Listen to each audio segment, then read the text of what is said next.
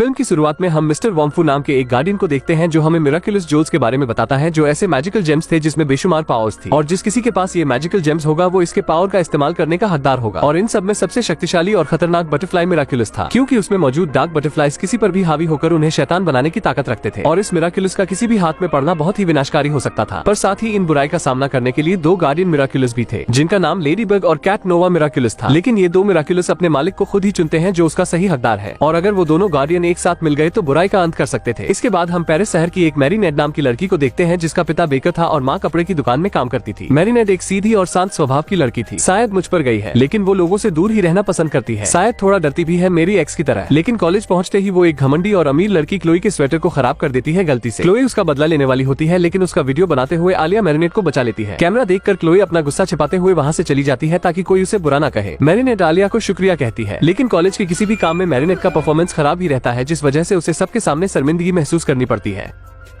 तभी क्लोई उससे बदला लेने आ जाती है और मैरीनेट उससे बचने के लिए लाइब्रेरी में छिप जाती है, और वहीं वो एड्रियम नाम के एक लड़के को देखकर उसे एक नजर में ही पसंद करने लगती है। उसे देखने के चक्कर में वहाँ भी गिरती पड़ती रहती है, जिससे उसके भी सामने उसे शर्मिंदगी का सामना करना पड़ता है, और उसकी मदद करने के बाद एड्रियम उसे अनदेखा करके चला जाता है। दूसरी तरफ हम एड्रियम के डैड को देखते हैं, जो सबसे सक्सेसफुल रिच फैशन डिजाइनर थे, लेकिन उसका बाप अपने काम में इतना बिजी रहता था कि खुद के बेटे एड्रियम के लिए उसके पास समय नहीं रहता था। एड्रियम की माँ कब की चल बसी, और अब उसका पिता भी उसके साथ समय नहीं बिताता, इसलिए एड्रियम हमेशा खुद को अकेला पाता है। वो बटरफ्लाई मिराक्युलस उसके पिता के ही पास है, जो बाकी मिराक्युलस से अधिक शक्तिशाली है। वो बटरफ्लाई मिराक्युलस से उस महान ताकत की बात करता है जिससे वो अपनी मरी हुई पत्नी को जीवित कर सके, पर उसमें रहने वाली एक छोटी क्रीचर जिसे क्वामी कहा जाता था, वो उसे बताती है कि मैं तुम्हारी ये मुराद पूरी नहीं कर सकती। किसी को जीवित करने की ताकत सिर्फ लेडीबग और कैट नोवा गार्डियंस के पास है। वो उससे पूछता है कि ये दोनों मुझे कहाँ मिलेंगे। तब क्वामी उसे बताती है वो तभी आते हैं जब कोई विनाश होता है। ये सुनने के बाद गैब्रियल सोचता है कि अगर विनाश ही एक रास्ता है तो मैं पूरी दुनिया को विनाश के आग में जलाकर राख कर दूंगा। इसके बाद वो बटरफ्लाई मिराक्युलस को खुद पर लगा लेता है, जिससे उसमें मौजूद ढेरों की संख्या में बटरफ्लाइज, जिसे अकुमा कहते थे, वो सारे बाहर निकल आते हैं और उसके शरीर और दिमाग पर हावी होने लगते हैं। वो किसी के भी दिमाग को राक्षस बना देते थे, जिससे विनाश होना निश्चित है। वांगफू को इस बात का एहसास हो जाता है। वो लेडीबग और कैट नोवा मिराक्युलस को आजाद करने का फैसला करता है ताकि वो अपने सही मालिक को चुनकर बुराई का सामना करने के लिए तैयार रहें। लेकिन उनके बॉक्स को खोलते ही वो अपने मालिक को ढूंढने निकल जाते हैं। दूसरी तरफ मैरीनेट जब क्लोई से बचने के लिए भाग रही होती है, उसी दौरान वो अपनी जान की बिना परवाह किए वांगफू को उस मिराक्युलस को पकड़ने के दौरान बस के सामने से बचा लेती है। वांगफू ये देखकर यकीन ही नहीं करता कि एक बच्ची ने उसकी जान बचाई, वो भी अपनी जान की परवाह किए बिना।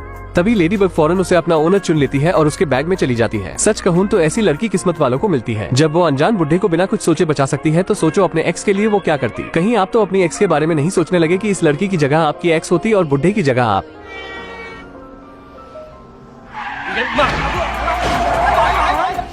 शायद ऐसा हो सकता है क्योंकि हर लड़की के पास इतना अच्छा दिल नहीं होता। दो मिराक्युलस से एक मैरीनेट को चुन लेता है और वांगफू भी देख लेता है कि लेडीबग ने उसे ही चुना है, इसलिए वो कहता है तुम्हें दुनिया बचाने के लिए चुना गया है। लेकिन क्लोई को देखकर वो फिर से भागने लगती है और गली में छिपती है और कमरे में गिर जाती है, और वहीं उसे चमकता हुआ वही इयररिंग मिलता है जो उसके बैग में था। लेकिन जैसे ही वो उसे पहनती है कि तभी उसमें मौजूद क्वामी बाहर आ जाती है। मैरीनेट इसे पहली बार देखकर डर जाती है और चिल्लाने लगती है, लेकिन वो क्वामी उसे समझाती है और अपने बारे में बताती है। इसके बाद वो क्वामी मैरीनेट के शरीर में विलीन हो जाती है, जिससे मैरीनेट एक लेडीबग के रूप में बदल जाती है। दूसरी तरफ हम गैब्रियल द्वारा भेजी हुई एक अकुमा बटरफ्लाई को देखते हैं, जो एक इंसान के शरीर में समाकर उसके दिमाग को अपने वश में कर लेती है, जिससे वो एक क्रिएचर में बदल जाता है। इधर वो कैटरिंग एड्रियन को अपने ओनर के रूप में चुनता है, और जैसे ही उन्हें क्रिएचर का पता चलता है तो वो दोनों वहाँ पहुँच जाते हैं, और यहाँ वो दोनों हीरोज मिलते हैं। वो आपस में मिलकर खुश नहीं होते, लेकिन तभी वहाँ वो क्रिएचर आ जाता है। कैट नोवा को अपनी पावर का एक्सपीरियंस ना होने के कारण वो उसका सामना नहीं कर पाता। वो क्वामी लेडीबग को कैट नोवा की मदद करने के लिए कहती है, लेकिन लेडीबग को भी अपनी पावर का इस्तेमाल करना नहीं आता। लेकिन फिर भी वो दोनों हार नहीं मानते और धीरे धीरे लेडीबग अपनी पावर का इस्तेमाल करना सीख जाती है, और वो तुरंत कैट नोवा को मुसीबत से बचा लेती है, और वो दोनों एक साथ मिलकर उस क्रिएचर को हरा देते हैं और उसमें मौजूद अकुमा बाहर निकल जाती है, जिससे उस इंसान की जान बच जाती है। कैट नोवा की जान बचाने की वजह से वो लेडीबग को पसंद करने लगता है, और दोनों उस अकुमा को देखकर हैरान होते हैं कि ये क्या हो सकता है। तभी वहाँ वांगफू आता है और उनकी काबिलियत और मकसद के बारे में बताता है। वो बताता है कि लेडीबग के पास अपने दिमाग से किसी भी चीज को बनाने की पावर है, और कैट नोवा के पास डिस्ट्रैक्शन की पावर है, यानी कि व्याकुलता और पागलपंती, और बताता है कि दोनों साथ मिलकर हॉक मॉथ नाम के एक पावरफुल विलन का खात्मा करना है। और वहीं इन बटरफ्लाइज अकुमा को लोगों को राक्षस बनाने के लिए रिलीज कर रहा है, भेज रहा है, और ये बताते हुए चला जाता है कि तुम दोनों को साथ मिलकर काम करना होगा। लेकिन लेडीबग कैट नोवा के पागलपंती के कारण उसे छोड़कर चली जाती है, लेकिन कैट नोवा उसे काफी पसंद करने लगता है। घर जाने के बाद भी वो लेडी बग के बारे में सोचता रहता है कि कैसे उससे दोस्ती करे। और इधर मैरिनेट आज के हुए हादसे के बाद काफी डर जाती है और वो दोबारा लेडी बग ना बनने का फैसला करती है, इसलिए वो उस क्वामी को बाहर फेंक देती है ताकि उसका ओनर कोई और हो सके। लेकिन वो हर बार वापस आ जाती है, क्योंकि एक प्यार और दूसरी खतरनाक बीमारी और तीसरी पावर ये कभी छोड़कर नहीं जाती, भले से आप दुनिया छोड़ दो। इधर बटरफ्लाई मिराक्युलस की क्वामी गैब्रियल से कहती है कि तुम अपनी वाइफ को वापस पाने की चाहत में बुराई को अपनाते जा रहे हो, ये काफी हद तक गलत है और तुम इन अकुमा बटरफ्लाई के जरिए लोगों को शैतान बनाकर दुनिया को तबाही की ओर ले जा रहे हो। लेकिन वो उसकी एक भी बात नहीं सुनता और खुद को इस मिराक्युलस की मदद से खुद को हॉक मॉथ में बदल लेता है। वो जल्द से जल्द लेडी बग और कैट नोवा से मिलने के लिए दुनिया को विनाश की ओर ले जाना चाहता था, ताकि वो लेडी बग और कैट नोवा की मदद से अपनी पत्नी को जीवित कर सके। वो अपनी ताकत का गलत इस्तेमाल करते हुए क्रिमिनल्स को जेल से आजाद कर देता है, ताकि वो अपनी अकुमा की मदद से उन्हें अपनी वश में करके उनसे हर तरफ तबाही करवा सके। अगले दिन उसके अकुमा के वश में हुए 2 क्रिमिनल बैंक को लूटने बैंक पहुंच जाते हैं और जब पुलिस उन्हें रोकती है तो वो अपना आतंक फैलाने लगते हैं। इधर एड्रियन अपने दोस्त के साथ मेले में घूमने आया होता है, जहाँ वो लेडी बग के ख्यालों में होता है। तभी वहाँ आलिया और मैरिनेट आ जाती है। यहाँ नीनू और आलिया एक दूसरे को पहले से जानते थे, इसलिए वो दोनों रोलर कोस्टर में जाने का फैसला करते हैं। मैरिनेट और एड्रियन को भी अपने साथ चलने को कहती है, लेकिन तभी एड्रियन को उसके पिता का फोन आ जाता है, जो उसे बाहर खतरा होने के संदेह से घर बुला लेते हैं, इसलिए एड्रियन को वहाँ से जाना पड़ता है। इधर वो दोनों इविल क्रिमिनल्स अपने आतंक को फैलाने के लिए उसी मेले में आ जाते हैं और हर तरफ अपनी शक्तियों से तबाही मचाने लगते हैं।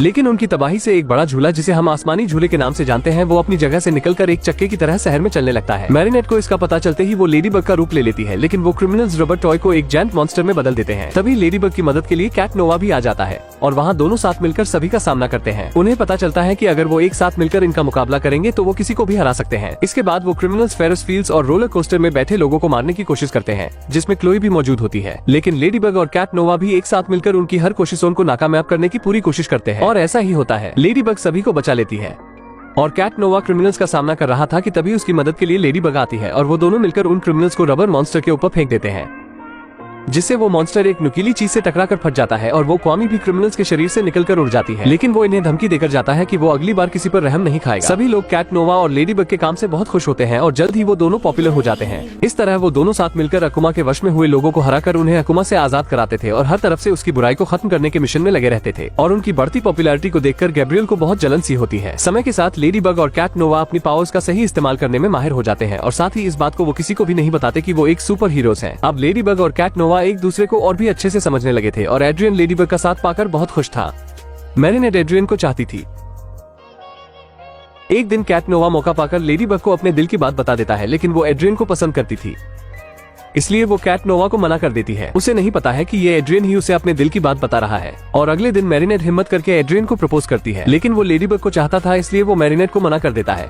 इधर गैब्रियल की हर चाल नाकाम जाती है, इसलिए गैब्रियल को गुस्सा आता है और वो लेडी बग और कैट नोवा को मारकर उनका हासिल मिराक्युलस लेने का डिसाइड करता है, ताकि वो खुद ही उस पावर का इस्तेमाल करके अपनी पत्नी को जीवित कर सके। इसके बाद वो खुद सामने आकर अपना सबसे बड़ा आतंक फैलाना शुरू कर देता है। लेडी बग को पता चलते ही वो वहाँ पहुँच जाती है जहाँ हॉक मॉथ है, लेकिन एड्रियन अपने कमरे में ही सो रहा होता है, जिससे लेडी बग अकेले हॉक मॉथ का सामना नहीं कर पाती।